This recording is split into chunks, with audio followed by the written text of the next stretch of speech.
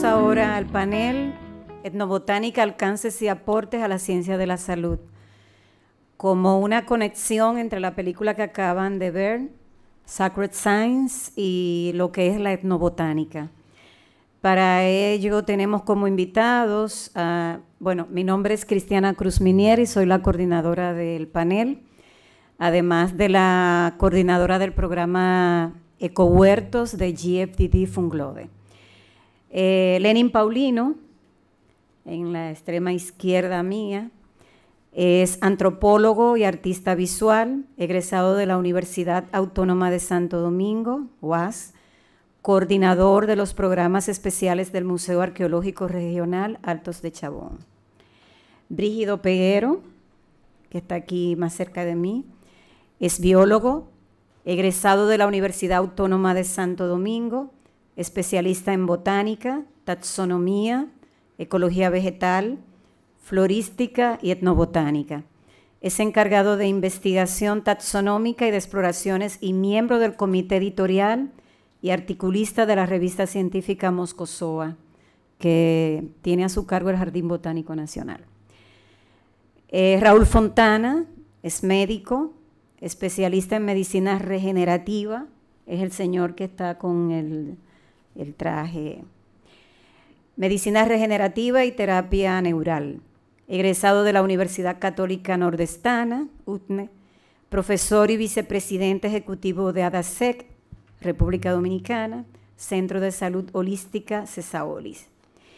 Y Ricardo García, no menos importante porque es el último, biólogo, taxónomo botánico, con más de 30 años en los estudios de la flora dominicana, egresado de la UAS y de la Universidad de Puerto Rico, recinto Mayagüez, con nivel de maestría, y es actualmente el director del Jardín Botánico Nacional.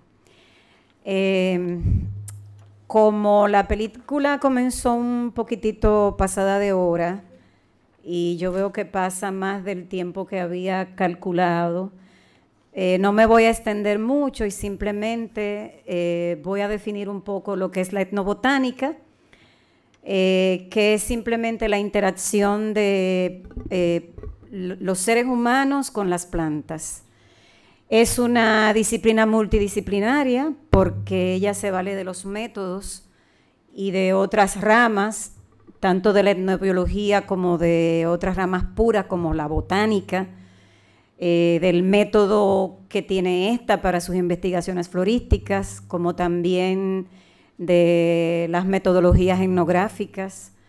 Tiene bastante conexión con la medicina, la etnofarmacología, la bioquímica, la química, porque tiene que, como es tan amplia y es multidisciplinaria en el asunto del uso que el ser humano le da a las plantas, entonces en esa interacción el ser humano es muy amplio.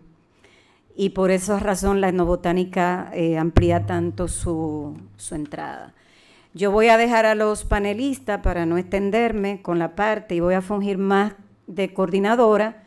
Ellos van cada uno a expresar dentro de su área de desenvolvimiento profesional, van a conectar lo que vieron en la película, el mensaje que nos da muchísimas lecturas, con su especialidad, con su ejecución profesional, cada uno, y luego la parte más importante, que es la interacción con ustedes, que es lo que más queremos, más que ellos, porque no es una charla, ¿entendido? Es una interacción con ustedes. Señores panelistas, yo creo que es mejor que ustedes cada uno haga su intervención y luego que pasemos a las preguntas, hay un chico que va a moderar, le va a pasar el micrófono a medida que ustedes van levantando la mano. Pero es mejor que ellos hagan su intervención para no desorganizarnos y que luego pasemos a las preguntas. Ustedes la anotan y así no se le olvidan a quién se la van a hacer. Supuestamente primero iba yo, y que luego va Lenin Paulino por la visión que tiene antropológica y con relación a lo visual, la película y eso. Luego va Brígido, luego el doctor Raúl y luego va Ricardo por el tipo de visión que debe darle a su participación. Gracias.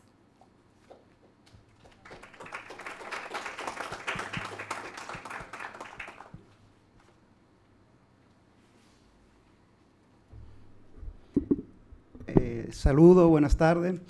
Quiero comenzar saludando esta iniciativa de abordar temas científicos a través del arte. O sea, esto es un paso hacia adelante en todo lo que tiene que ver con la didáctica y la pedagogía artística, que entiende que a través de experiencias como el cine, los mensajes y los contenidos, así como la manera de sensibilizar y adentrarnos en una problemática son muy efectivas, como la experiencia que vivimos en el día de hoy. Realmente el tema de la etnobotánica no es mi especialidad, sin embargo, creo que esa relación que se plantea en la película del ser humano y su entorno natural, y no solo natural y cultural, ha sido una preocupación no solo de las ciencias naturales, sino de otras ciencias como la etnografía. Basta pensar en los distintos momentos del contacto entre lo que fue el llamado Viejo Mundo y América, así como se reportan los distintos cronistas y las expectativas de los colonizadores estuvieron puestas en todo lo que era la avaricia y la codicia del oro, también es justo hablar de que el tema del entorno natural y sobre todo las plantas fue algo que maravilló y cambió el destino de muchas personas, sobre todo con ese flujo e intercambio que se dio, plantas que se llevaron desde acá y que cambiaron hábitos de continentes como el europeo. Igual el impacto que nosotros recibimos con plantas, quizás no tan positivas como el azúcar, cuando se introduce acá a América. En el museo hacemos un ejercicio en todo lo que es la didáctica de museo. Por ejemplo, cuando llevamos a los niños y a las niñas a ver fragmentos de un enterramiento, de una osamenta, verificamos y ponemos los niños y las niñas a evidenciar cómo la dentadura, la estructura dentaria del fósil se mantiene en perfectas condiciones, y hacemos una reflexión con el tema, bueno, es que la ingesta del azúcar hasta ese momento no tenía el impacto que tiene en nosotros, y entendiendo que el azúcar fue una de las plantas que se trajeron a América en el segundo viaje de Colón. Pero no me voy a referir, como le decía, a esto porque no es mi especialidad. Sin embargo, es contundente cómo la película nos hace llegar a un momento de reconciliación, y cómo nuestra sociedad occidental y los tiempos contemporáneos que como seres humanos estamos viviendo nos están fragmentando, nos están haciendo vivir la cultura de lo efímero, de lo rápido, de lo sintético. Entonces, detrás de todo eso viene esa cadena, esa antología de enfermedades que muy bien se muestran en la película. Yo creo que la gran virtud de este documental que hemos visto es, además de mostrarnos un personaje de carácter universal como es el chamanismo, el curandero, que lo vamos a encontrar en distintas culturas, en las asiáticas, en las amerindias, en las europeas. Basta solo mencionar el caso del chamanismo en Corea, que por distintas razones políticas, culturales, en un momento casi se extermina, pero como las culturas resisten, el chamanismo en Asia ha sobrevivido a las distintas corrientes políticas e ideológicas, y ahora mismo está renaciendo como una necesidad que se plantea en la película, esa necesidad de reconciliarnos, de encontrarnos, de esa crítica a esta sociedad de consumo, a esta cultura de lo efímero, como le dije anteriormente. Entonces, antropológicamente es una apelación a reconstruir nuestras instituciones. Vemos acá como una comunidad que casi de manera artificial en un entorno natural crea nuevas relaciones de parentesco. O sea, veíamos los vacíos con los que llegaban esta persona, el señor que se autonombraba un zorro, un oso, un lobo. La señora que tenía todos los problemas de relación. Entonces ellos reconstruyen todas estas relaciones de parentesco casi de manera ritual y crean una hermandad. Entonces vemos que, sin entrar en el tema de si curan las plantas o no curan las plantas, realmente cura ese enfoque holístico que la antropología siempre ha defendido, que es lo integral, O sea, lo integral, la naturaleza, miren, ya entrando en el plano técnico de la película, artístico, o sea, hay un manejo simbólico. O sea, cuando él hace la confesión del lobo, le ponen una mariposa detrás y siempre el tema del camino. Algo muy importante, el tema de la endoculturación, la educación como una institución, los relevos generacionales con el caso del hijo del chamán. Y yo pensé cuando miré la película en el tipo de la personalidad creativa, o sea, los tipos de personalidades creativas, la famosa T de la personalidad creativa, que la compone una vertical formada por la experiencia, y donde se habla que la experiencia se construye con el tiempo.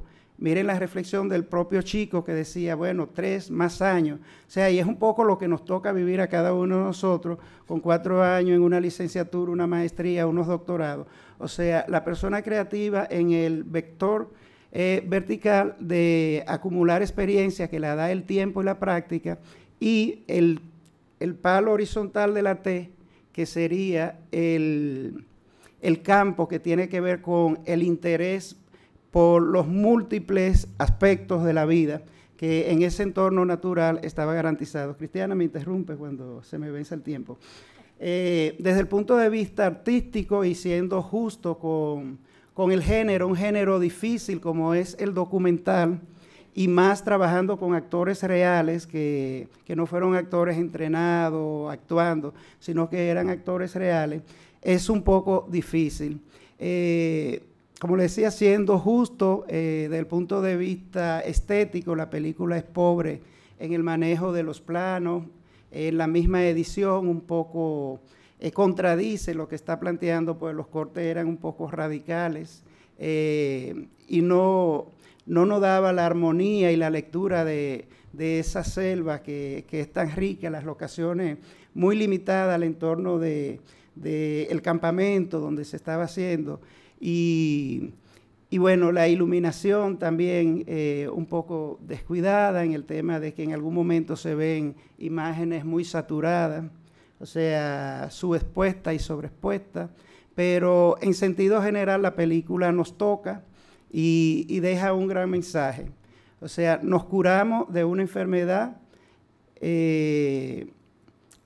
de corte biológico, y qué pasa con todo lo psicosocial y todo ese entorno natural que también tenemos que curar y sanar. Entonces, nada, me felicito de estar aquí y felicito a los organizadores por la muestra.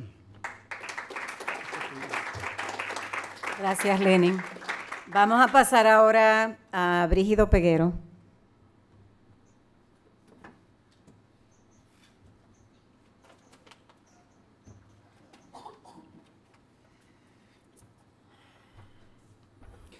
Buenas tardes para todas y todos. Los panelistas que me precedieron me ayudaron un poco en las definiciones, y esto voy a ir un poco más a la parte dominicana. Realmente lo que vimos en la película es lo que realmente se puede ver hoy en algunas comunidades todavía en Sudamérica, en Centroamérica, fundamentalmente, y además en otros continentes, como decía el panelista que acaba de exponer aquí. Cuando los europeos conquistadores llegaron a estas tierras, no solamente encontraron su pimienta que buscaban, sus especias, que para ellos fue el ají montesino de nosotros, era la pimienta que ellos buscaban. O sea, ese fue su sustituto, y realmente muy bueno. Pero además de eso, llevaron muchísimas plantas medicinales. Muchas de nuestras especies autóctonas, es decir, nativas y endémicas, exclusivas de la isla española o del Caribe, aparecieron entonces en todas las farmacopeas vegetales del mundo, es decir, el libro donde se registran las plantas medicinales. Y hoy, en pleno siglo XXI, la Organización Mundial de la Salud y la Organización Panamericana de la Salud reconocen la fitoterapia como algo oficial, y más del 35% de las medicinas que aparecen en el comercio, es decir, patentada en la farmacia, provienen de plantas o cuya fórmula ha sido posible con el estudio de las plantas. Quiero aclarar algo con respecto a la etnobotánica. Como decía la doctora Cristiana, la etnobotánica es una ciencia interdisciplinaria. Tiene que ver con un conjunto de otras ciencias. Y generalmente aquí solemos hablar de plantas medicinales como equivalente a etnobotánica. Y ciertamente el uso, la práctica de plantas medicinales es parte de la etnobotánica, pero no es todo. La etnobotánica es mucho más que eso. Un estudio general de etnobotánica tiene que abarcar los diferentes usos que les dan las comunidades a las plantas, ¿sí? Las plantas útiles, como se llaman en etnobotánica. Obviamente las plantas son útiles, todas, por su aporte biológico, ecológico, pero los etnobotánicos llamamos plantas útiles aquellas que tienen una utilidad directa para las comunidades humanas. Un término, yo siempre digo, mal aplicado, pero bueno, ese es el término que se le da. En la República Dominicana los estudios etnobotánicos han sido muy escasos. El primer estudio etnobotánico que se conoce como tal, es el que abarca diferentes usos, es el realizado en la península de Samaná en el año 1995, Brígido Peguero, Rosa Lócuar y Miguel Ángel Pozo. Allí se recogen unas 125 plantas medicinales, pero hay muchos otros usos. Más de 30 usos encontrados se le da a la comunidad. Entre ellos el mágico religioso, las plantas ceremoniales y algo que decía el señor Lenin y que vimos en la película. Y nosotros aquí muchas veces no vemos dónde está la frontera entre lo mágico y lo medicinal. Es decir, no se ve la frontera bien cuando el curandero, porque no les gusta que le digan brujos a lo de aquí, cuando el curandero o el entendido, como dicen ellos, trabaja, uno no sabe dónde está la frontera entre el aspecto medicinal o ceremonial de la planta. Pero es muy importante. Muchas veces opera más el asunto mágico-religioso, si se quiere, que el aspecto medicinal como tal, o sea, el aspecto subjetivo de por qué la gente siente ese alivio, por qué se cura y por qué la gente va donde el curandero. Claro, la gente dice brujo, pero a ellos no les gusta que le digan brujo. Va muchas veces por enfermedades psicosomáticas, por enfermedades psíquicas, y tiene su efecto, como realmente se ha podido ver en muchos casos. En cuanto a los estudios etnobotánicos, además del que ya señalé, hay otros trabajos que se pueden mencionar dentro de esta línea, aunque algunos de ellos más bien responden a la botánica económica, como serían los tratados o lo que se ha escrito sobre plantas maderables de la República Dominicana, por ejemplo.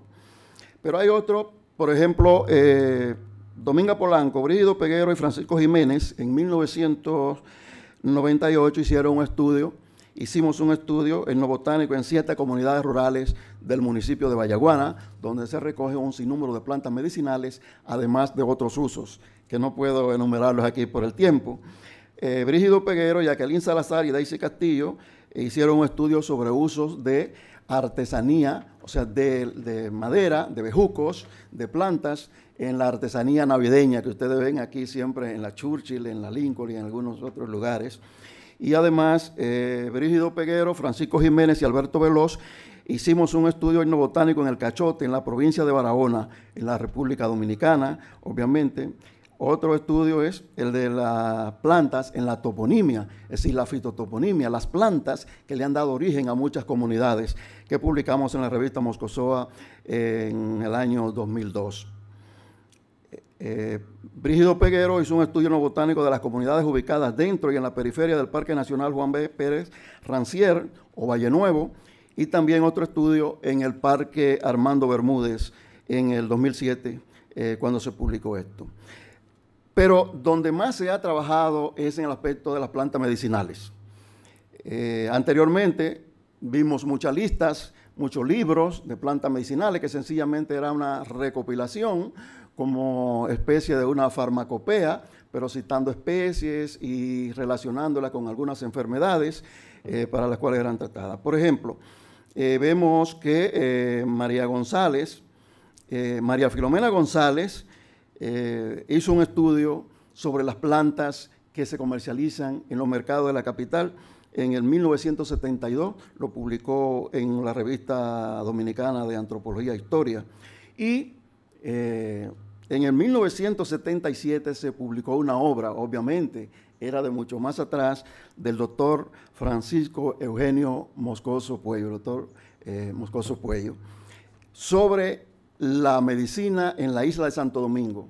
Escribió 6 tomos, interesantísimo, porque hace un estudio desde los aborígenes, habla mucho sobre la medicina de los esclavos africanos hasta llegar a los españoles o españolizados y ya los dominicanos y haitianos, bueno, naturalmente. Ángel Cordero publicó un manual de medicina doméstica o plantas medicinales dominicanas en el año 1986 y Víctor Ávila Suero hizo un estudio etnográfico en una comunidad rural dominicana. Eso fue en Barreras de Azua, donde incluye varias plantas medicinales y allí trabajó con un curandero, un entendido, como estábamos diciendo nosotros.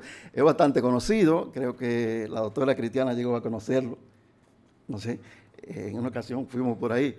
Es decir, que él trata las plantas medicinales y además hizo entrevistas con este señor y pues fue publicada en esa obra de Ávila Suero.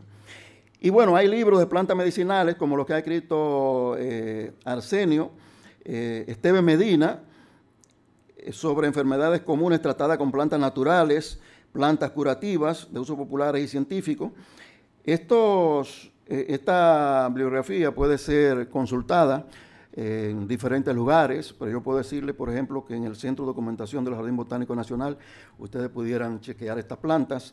Además, esta nota, si a alguien les interesa, yo podría enviárselas digitales a la doctora Cristiana, le entregué alguna notita, si alguien quiere verla, por lo menos para la referencia, porque yo no puedo extenderme a analizar cada una de estas obras. Aquí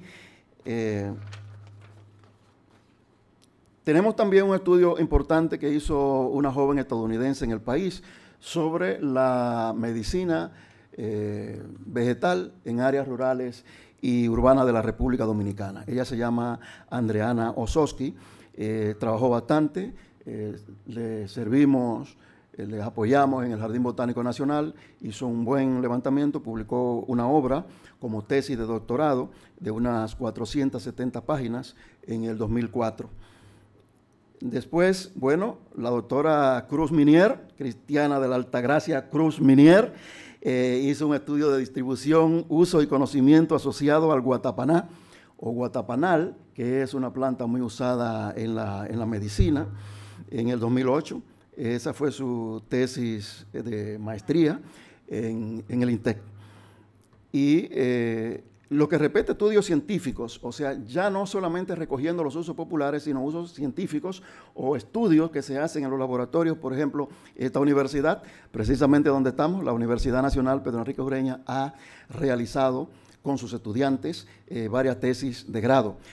Por ejemplo, la joven Ivette Baza Ramírez en 1981 hizo una tesis de grado titulada Determinación de los principios activos de la Comocladia dominguensis. Es una planta de esas que llamamos guau. Margarita Rosa Estrella Rodríguez en 1983 hizo una extracción y cristalización de la vixina. La vixina es una sustancia que está en la vija, como conocemos comúnmente a la vixa orellana, muy usada para medicina y también como condimento, para colorantes, etc. Cornelio Pichardo, o José Cornelio Pichardo, en 1983 también hizo un estudio químico del fruto de la moringa oleífera, de la famosa moringa. Y Miguel Antonio Gutiérrez Martínez, en 1987, hizo una evaluación química y toxicológica de 5 plantas medicinales dominicanas. Aquí incluyó tabebuyas, son de estas que llamamos roble, y también de las que llamamos bruja, como le dicen a los calancoes o Bryophyllum. 5 plantas de estas son referencias que están disponibles también para el que quiera verla. Y Jocelyn Altagracia, Aquino Mejía, Karina Mariel Báez, Papaterra y Sonia María Lambertus Barbosa en 1989 publicaron o hicieron una tesis sobre un estudio científico de Cinedrella nodiflora. Es una planta de las compuestas de la familia de la flor del sol, de las margaritas, de los pompones, etc. Es una planta nativa, es decir, la Escuela de Medicina de la UNPU ha estado trabajando plantas nativas. Bueno, Cristiana se está parando por aquí ya. Hay varios estudios más de aquí de la Universidad Nacional Pedro Enrique Ureña que ustedes pueden consultar. Como les decía, deben estar aquí en la universidad de esa tesis, pero pueden verla también en el Jardín Botánico Nacional. La misma Cristiana Cruz Minier y Georgina Espinar y Daisy Castillo hicieron un estudio de sensibilidad y resistencia de Staphylococcus aureus y Anopheles influenza y Streptococcus pyogenes frente a 4 plantas utilizadas en atención primaria de la salud por los pobladores del Batey Palabé en los alrededores del Distrito Nacional, y lo publicaron en la revista de INTEC, Ciencia y Sociedad, el volumen 33, número 2. Bueno, quería comentarle finalmente, Cristiana, déjame comentar esta parte, y es sobre la flora dominicana, el potencial que tiene para hacer estudios de bioprospección. Solamente quiero referirle que en la isla española y en la República Dominicana tenemos más de 6.000 especies de plantas. De ellas, más de 2.050 son exclusivas, endémicas, es decir, que no crecen en ninguna otra parte del mundo de manera natural. Entonces, solamente eso es un gran indicador para la gente que anda buscando principios activos curativos en la planta. De los estudios que se han hecho en los últimos años que han dado resultados promisorios, les voy a citar esto. Por ejemplo, un grupo de personas hindú, estadounidenses, etcétera, estudiaron lo que nosotros llamamos el lirio rosado, Hypeatrum punicium, y le dio muy positivo contra el cáncer. Eso fue publicado en 1998 y 91, perdón, y en 1992 se publica otro estudio. En algunos de estos aparece Ricardo García, el director, mi colega y mi jefe, o aparece Francisco Jiménez, o aparece el doctor Tomás Zanoni, que fue director del Departamento de Botánica en el Jardín Botánico Nacional, acompañando a estos estudiosos. En 1992 se trabajó sobre Buchenavia tetrafila, que es lo que nosotros conocemos como ciruelillo o guaraguao, también contra el cáncer, y dio positivo.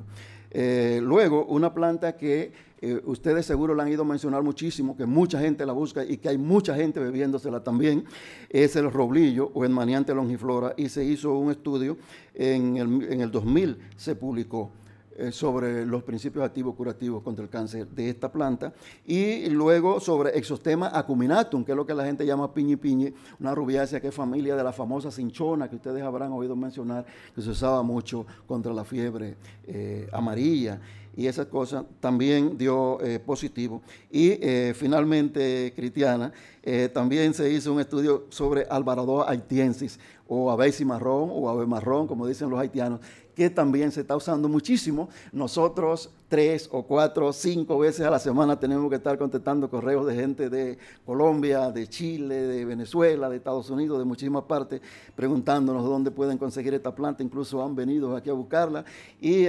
algún personal diplomático incluso de un país comenzó a tomársela y hasta se la llevó a su presidente, pero no fue a Chávez, por si acaso. Gracias. Aunque yo interrumpa a los panelistas, es para que ustedes puedan ahorita interactuar con ellos, o sea, que le hagan preguntas y ellos respondan, que es lo más importante. Por eso es que interrumpo, no porque no lo quiero escuchar. Bien, ahora le toca al doctor Raúl Fontana, que es médico, va a hablarle un poquito de su experiencia.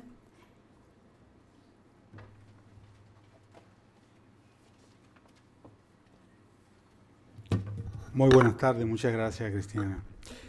Y uno no regresó. ¿Recuerdan esa parte del filme? Y uno no regresó. Yo creo que es la parte más impactante que nos puede servir como punto de partida para nosotros visualizar esta película en un contexto muy humano y muy real. Yo creo que los realizadores, aparte de la parte técnica de que no tuvieron elementos muy sofisticados, supieron darle un matiz vivencial al filme que nos lleva a que quienes lo veamos saquemos más preguntas que conclusiones. Yo creo que eso es la idea y es la parte más interesante. Todos aquí al verlo tenemos más preguntas que respuestas. Entonces, esas respuestas a las preguntas que ahora nos hacemos es lo que los panelistas tenemos que buscar, las sabias y más positivas soluciones o interpretaciones de lo que aquí se ha mostrado. Como médico entiendo la realidad de la vivencia de cada uno de los participantes de este filme como una realidad científica.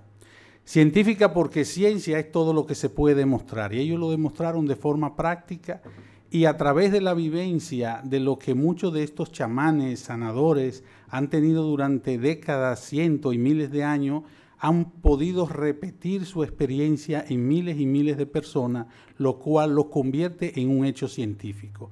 Aceptado o no dentro de la medicina tradicional, alopática, es algo que tiene que ver con muchos elementos, pero no con que sea un tipo de medicina que sí funciona o no funciona. Realmente hoy quizás muchos de estos elementos no se promueven ni se practican, no porque no funcionen, sino porque no tienen una categoría dentro de los esquemas comerciales e industriales de los que gobiernan hoy día el sistema de salud a nivel mundial. A nivel mundial hay un gran negocio, no es la salud, el negocio es la enfermedad. Entonces, si las personas sanamos, si hay más personas sanas, el negocio va mal. Tenemos que hablar las cosas claras y esto es una universidad con gente joven. Por eso la mente está más abierta a entender que lo que se hace hoy en día dentro de la medicina es etiquetar a las personas. Usted tiene hipertensión arterial, tome medicamento para toda la vida, eso no se cura.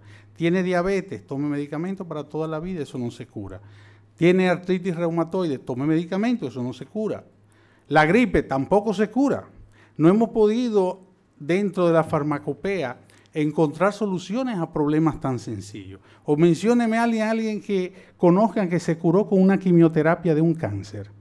En los Estados Unidos se han hecho encuestas en las unidades que trabajan con pacientes con cáncer. Si a esas personas que son médicos y enfermeras, si a ellos o algún familiar se enfermaran de cáncer, si se darían quimioterapia, el 80% ha dicho que no. Que ellos se la ponen a los demás, pero ellos jamás se darían quimioterapia ni se la pondrían a un familiar cercano. Entonces, todas esas preguntas, todas esas situaciones es lo que está produciendo un gran despertar en la conciencia colectiva de las personas y lo ha ido a rescatar de manos precisamente de esos estudiosos que han estado un poquito aparte, pero que con dedicación y empeño han estado almacenando una farmacopea dentro de la etnobotánica y dentro de todos los estudios de la naturaleza. Ahora se convierten en protagonistas de primer orden, porque quizás tienen en sus manos, como acaba de decir nuestro compañero, las soluciones para muchos problemas que dentro de la medicina moderna hoy no se encuentran. El contexto donde debemos ver esto es parte de lo que se mencionó en algunas palabras al vuelo así dentro de la película. Yo voy a mencionarla como una forma de hacer un ejercicio. Ellos mencionaron, por ejemplo, la palabra paz interior, conexión, reconocer las emociones y sentimientos. Hablaban de cambiar la vida.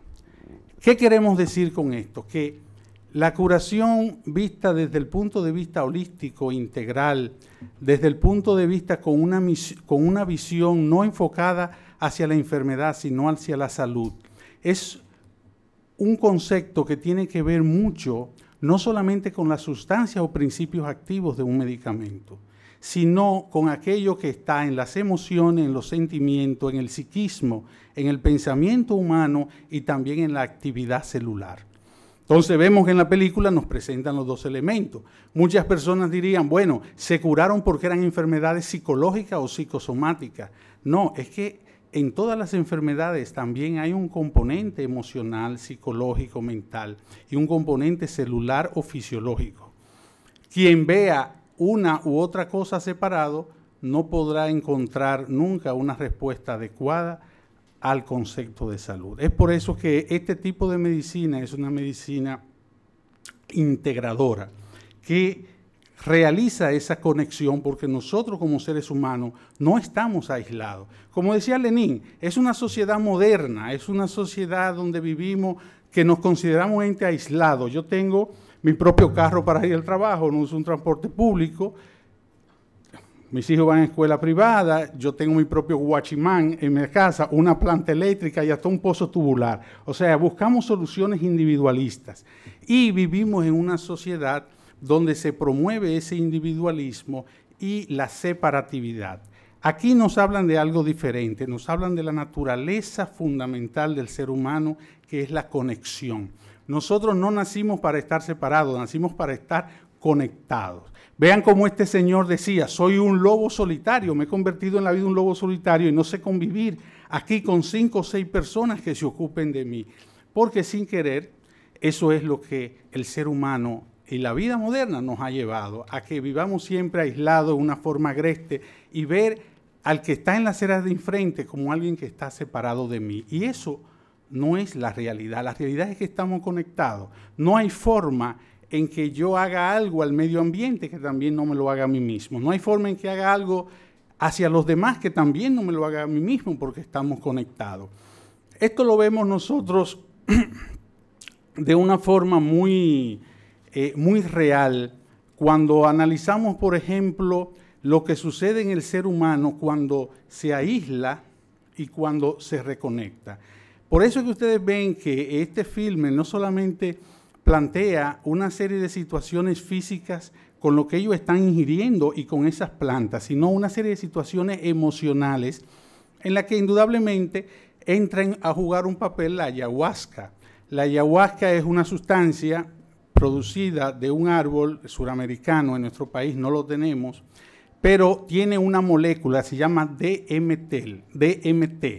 Esa molécula DMT de la ayahuasca tiene la capacidad de producir un estado alterado de conciencia de la persona y una liberación interior de los patrones y emociones que han estado reprimidos en el ser humano.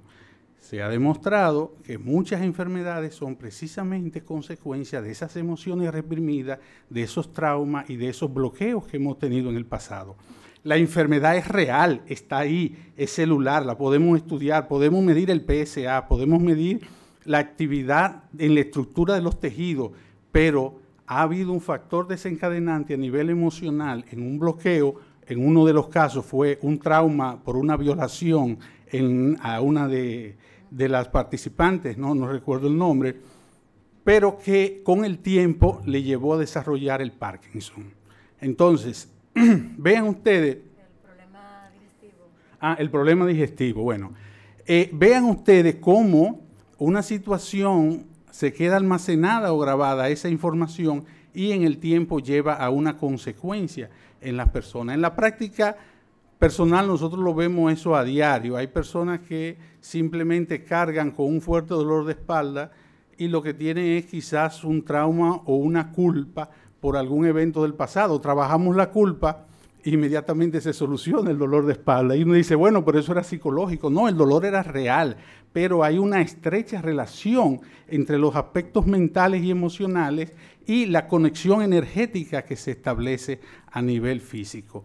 Entonces, eso quiere decir que para alcanzar y crear y promover una nueva cultura de salud es necesario integrar todos los elementos naturales de la vida y no considerarnos como seres aislados. Nosotros tenemos, por ejemplo, un ejemplo que voy a poner de cuando el ser humano se reconecta, y es los esquimales. Los esquimales tienen una alimentación fundamentada en lo que es grasa en un 90% y carnes. Sin embargo, sus niveles de colesterol, triglicéridos son totalmente normales. Pero se han llevado esquimales a vivir en zonas residenciales en Estados Unidos y al mes tienen todos los niveles disparados para arriba. ¿Por qué? Porque han roto la conexión natural que le permitía de alguna forma establecer ese balance. Entonces yo creo que esa es la clave, ¿no? Esa es la puerta que nos abre este documental. Felicitamos realmente. Yo creo que es importantísimo que como seres humanos podamos tener esa experiencia de aprender nuevas vías de curación y de conocer un poco más sobre todo esto. Así es que vamos a seguir contestando la pregunta y seguimos adelante. No, y seguimos ahora, doctor.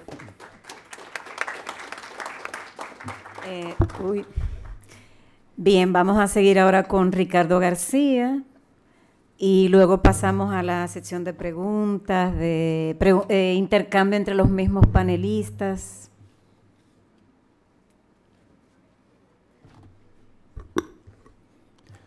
Gracias, muy buenas tardes. Y qué bueno que hoy estamos hablando de este tema de medicina en base a planta. Es un tema apasionante y que viene con el hombre mismo desde su origen. Y justamente la naturaleza nos provee una diversidad de opciones de plantas para resolver el problema de salud. Nosotros conocemos ya, los botánicos, los biólogos, que actualmente hay alrededor de 350.000 plantas conocidas en el mundo. Y ustedes vieron en la película, aunque, como bien decía Lenin, realmente no se destaca esa diversidad que hay en la selva amazónica, así de manera muy tímida en la película, pero es una de las zonas más ricas en diversidad de especies. Pues ya decía Brígido también que aquí tenemos alrededor de unas 6.000 especies de plantas en nuestra isla, ¿no? La República Dominicana y Haití. Y el dato interesante de que toda esta diversidad de plantas en el mundo actualmente están proveyendo más del 35% de la medicina patentizada. Esto quiere decir que, aunque lo que vimos en la película es el uso empírico, la tradición, ya hoy las plantas están incorporadas en lo que es la medicina, vamos a decir, comercial, en la que la mayoría de la población, sobre todo en los pueblos ya tecnificados, quizá incorrectamente decir civilizado, creen y usan. El modo de utilización de las plantas, que también es muy interesante, es muy diverso. Y ustedes vieron ahí la señora que tenía problema de cáncer de mama, lo que usaban era un cataplasma, como le llaman, las plantas maceradas y colocadas, ¿verdad? Pero también puede ser un cocimiento, puede ser una compresa, que es una parte acuosa preparada de la planta. También lo usan de manera en ensalada, un extracto, un enjuague, como ya bien decía, creo que comentaba Brígido, y es muy popular en este país, y valga la promoción, el enjuague de guatapanal o ceticón, excelente, ¿no? Excelente. Pero también los jarabes, los jugos, lavados, en forma de polvo, preparado fitofarmacéutico ya más procesado, las tinturas que hace unos años se utilizaban mucho, sobre todo la farmacopea europea, pues muy famosa en una época por ese uso, igualmente los vapores.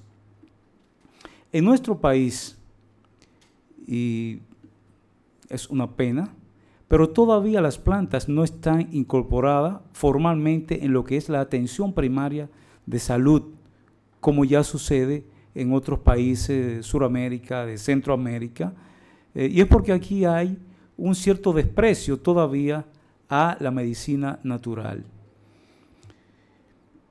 Pero bien, si nosotros vemos el uso de las plantas, la cantidad de material que se extrae, eso viene como resultado mayormente de las exploraciones botánicas. Es decir, donde se va al bosque, se sabe dónde están las especies, cuántas hay. Ya algunos grupos, por estudios previos, se sabe la presencia en ello de determinados principios activos que ya están probados en la medicina moderna, que son efectivos para tratar tal o cual enfermedad. Entonces ya se va directamente a buscar estas plantas, que generalmente es en base a experiencia de los locales, las poblaciones locales, que ya hay un uso tradicional de generaciones. Entonces los botánicos, cuando andamos buscando plantas medicinales, pues esa es una guía para eso. Y esta guía, que parte de la etnobotánica, de la experiencia empírica, a veces de siglos, da pie a las investigaciones ya a más alto nivel con las grandes farmacéuticas y lo que en la actualidad se está dando, que es la bioprospección.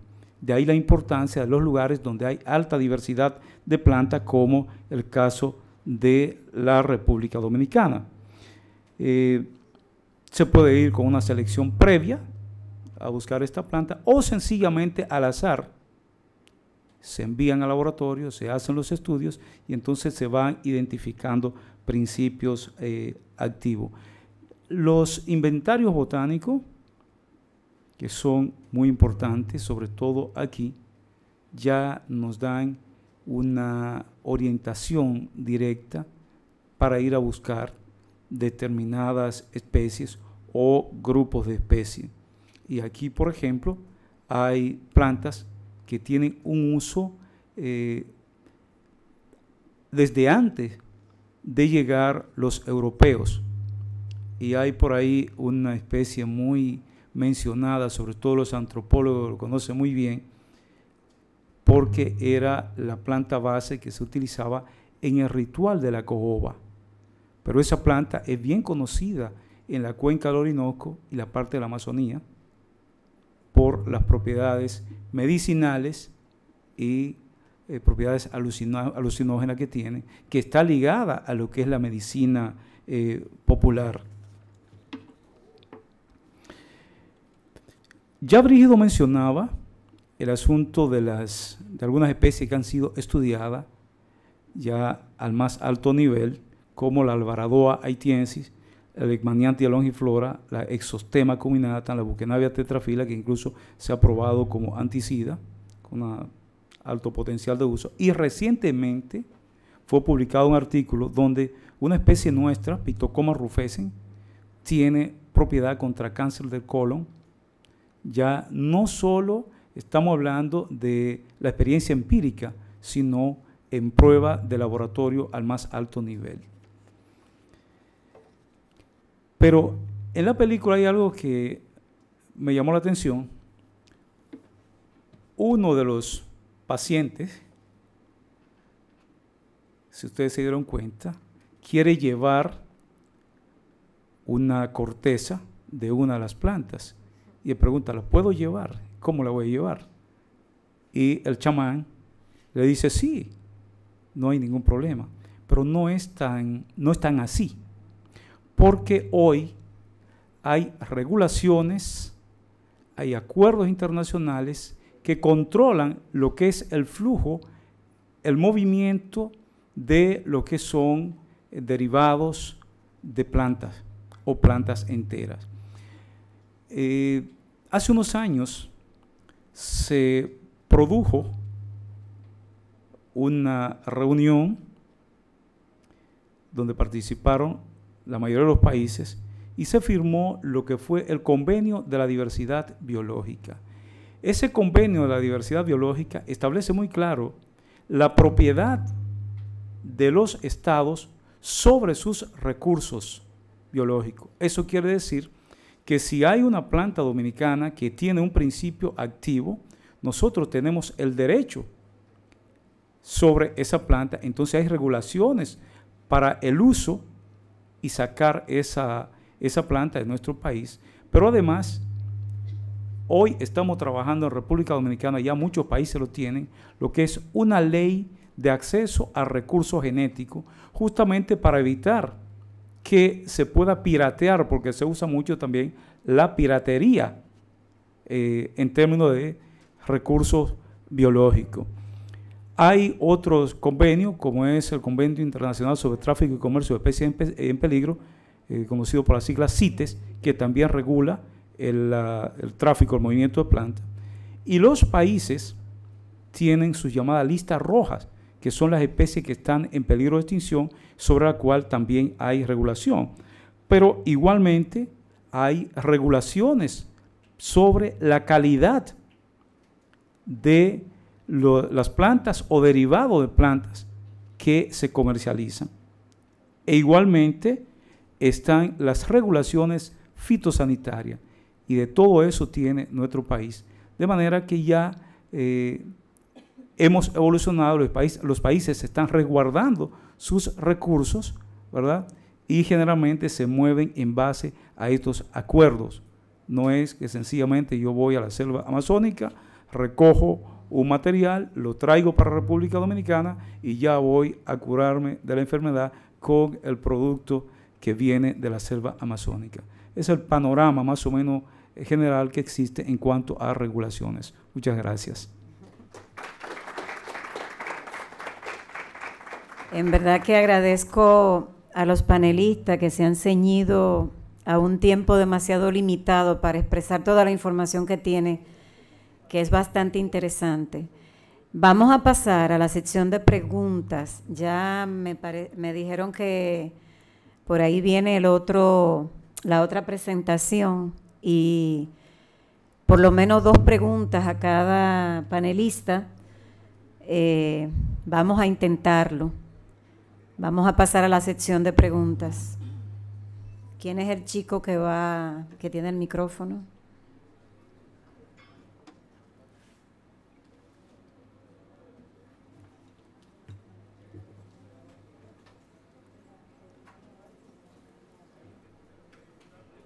¿Preguntas a los panelistas? La joven aquí. ¿Dónde está el chico del micrófono?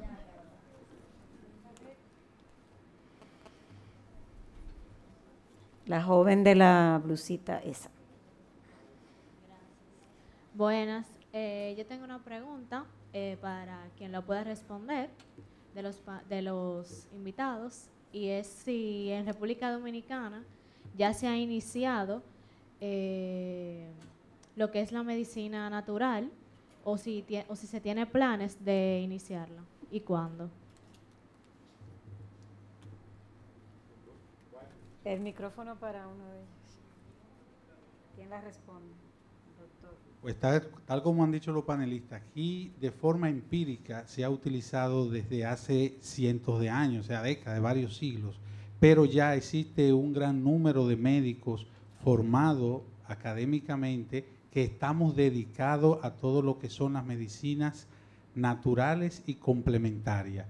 Antes se llamaban alternativas, porque era una cosa o la otra. Ya ese término no se utiliza, sino medicinas naturópatas y complementarias, porque se pueden utilizar ambas y realmente lo que existen es un complemento que puede utilizarse lo mejor de la farmacopea con lo mejor de la medicina natural. Hay muchos médicos, hay muchas ramas dentro de las medicinas complementarias que tienen que ver no solamente con el uso de plantas medicinales, sino con el uso de elementos muy modernos como son los equipos de ozono para la aplicación de ozonoterapia, como son equipos de resonancia magnética que hacen diagnóstico cuántico tomando en cuenta elementos naturales, y una serie de ramas que tienen que ver como la acupuntura muy tradicional, terapia neural, esencias florales, terapias de homeopatía, que aunque en nuestro país la homeopatía nunca se ha desarrollado mucho, en toda Sudamérica y en el mundo entero, especialmente Alemania, ha sido muy interesante, pero ya también en nuestro país se utiliza mucho la homeopatía. Es decir, que hay una gran cantidad de ramas que tienen que ver con la curación, que utilizan procedimientos naturales, además de las plantas medicinales. ¿Alguna otra pregunta? La señora. Gracias. Me gustaría saber qué remedio o qué consejo usted nos daría a las personas que estamos padeciendo de la sinusitis. Yo soy del campo, mi abuela me hacía muchas vendas con muchas hierbas raras. Mi abuela murió hace unos años. Yo era muy pequeña, pero he vuelto a tener ese problema de sinusitis. Y yo creo mucho en esa terapia. ¿Podría usted indicarnos algo, por favor? Sí, realmente no queremos caer en algo como de consulta aquí, ¿no? Pero sí existe el eucalipto, alcanfor, inhalaciones mentoladas, las bolitas de pino, puede hervirla, poner una toallita, aspirar, un poquito de gomenol de la farmacia, prepara toda esa liga en una olla, ese vaporcito con una toalla, ahí se lo puede oler. También esas vendas con esos mismos elementos naturales, cebo de ovejo y una serie de cosas que se lo puede también aplicar. De todas formas, al final le puedo dar una tarjetita y podemos comenzar a conversar más despacito, porque ¿por qué enfermamos? Bueno, vamos a caer un poquito en un elemento biológico. Nuestro organismo tiene que estar en conexión con el medio. Nosotros inhalamos oxígeno, exhalamos dióxido de carbono, pero ese intercambio no solamente es a nivel de los pulmones. Nosotros estamos permanentemente en un intercambio energético y en un intercambio físico. Nosotros ingerimos alimentos, pero nosotros producimos un resultado de la actividad celular. A nivel de gases es el dióxido de carbono, pero el resultado de la actividad celular produce una serie de desechos tóxicos que en el caso de nosotros, por ejemplo, producimos muchísimos uratos, lactatos y una serie de desechos tóxicos de los alimentos que tenemos que sacarlo del cuerpo para alimentar la naturaleza, alimentar la madre tierra. Pero ¿por dónde salen? Salen por la piel, por los riñones, por los intestinos o la respiración.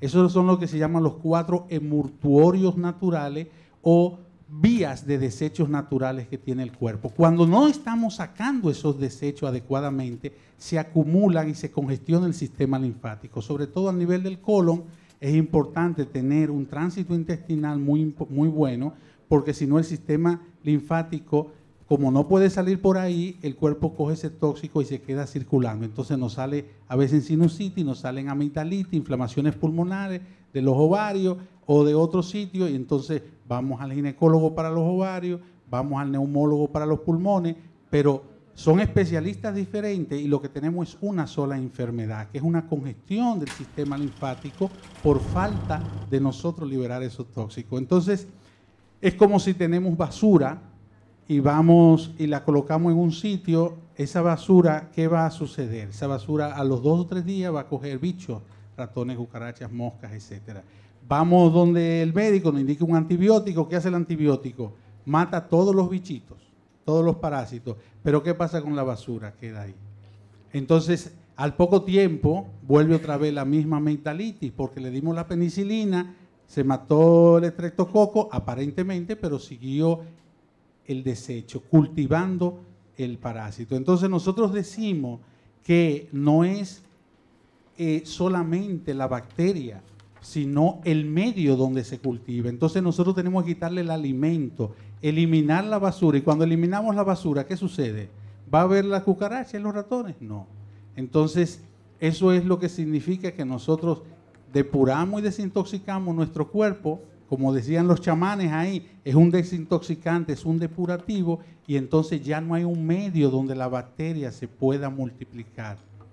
¿Entiende? Y por eso le digo, eso le sirve, pero podría ser solo sintomático si no nos vamos al verdadero origen. Entonces, la naturopatía trata de buscar el origen y la causa del problema, no solamente los síntomas. Y muchas veces cuando empezamos un proceso de desintoxicación, empeoran los síntomas y la persona dice, pero estoy peor. No, simplemente está sacando todo lo que está ahí oculto. Nosotros tenemos cientos de casos, por ejemplo, de amigdalitis, y hasta ahora el 100% de los casos curados. ¿Por qué? Porque es una de las vías que siempre en que se depura el organismo. Bien. Discúlpeme que me extendí un poquito. No, es muy interesante. El médica. problema es el tiempo del que disponemos, no lo que ustedes pueden llevar. Bueno, estamos un poco presionados con el tiempo y ceder el espacio ya a otra exposición. Le agradecemos su asistencia.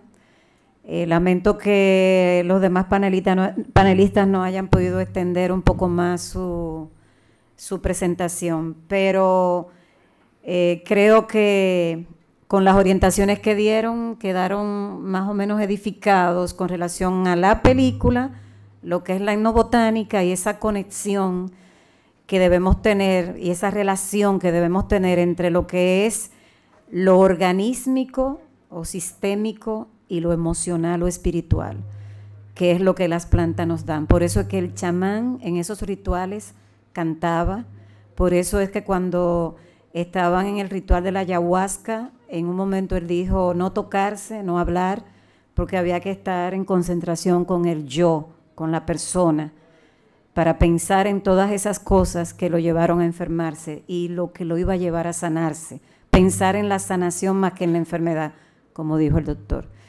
Muchísimas gracias y nada, que no se vayan, dice Diana, que viene ahora otra actividad muy interesante. Gracias.